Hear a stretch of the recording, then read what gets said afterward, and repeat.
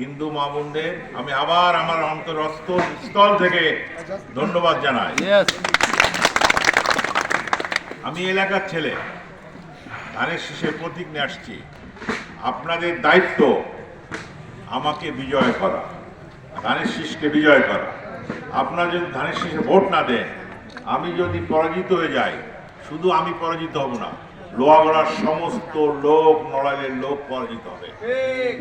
আপনারা যদি এলাকায় উন্নয়ন করতে চান, তাহলে ধানের শীষে ভোট দেন, আমাকে ভোট দেন, তারেক জিয়াকে ভোট দেন। তারেক জিয়া হাতকে শক্তিশালী করেন এবং বিএনপি সরকার গঠন করবে। অত্র এলাকার সমস্ত প্রকার উন্নয়নে হবে এবং আমি আপনাদের পাশে আছি, থাকবো। আমি শুধু একটা কথা বলে শেষ করব, এই লোহাগড়ার মাটিতে মুসলমান যেভাবে থাকার অধিকার আছে, হিন্দুদের সেভাবে থাকার অধিকার আছে। হিন্দুদের কোনো অন্যায় অত্যাচার অবিচার করে আমি অবশ্যই রুখে দাঁড়াবো, আমাদের রুখে দাঁড়াবে।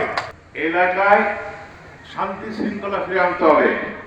এলাকায় চাকরির জন্য, কর্মসংস্থান সৃষ্টি করার জন্য শিল্প অঞ্চল গড়ে তুলতে হবে।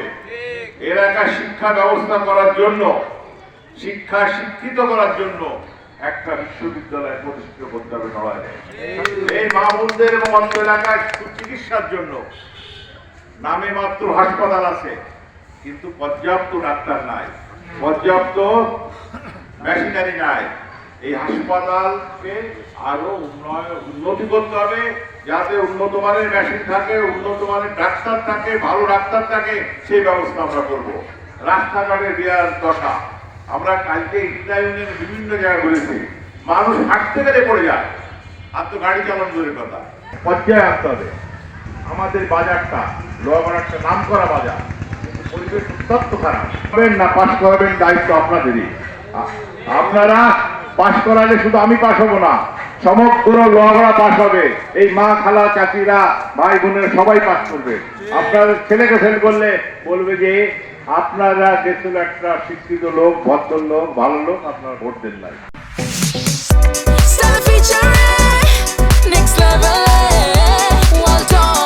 Side by side fridge.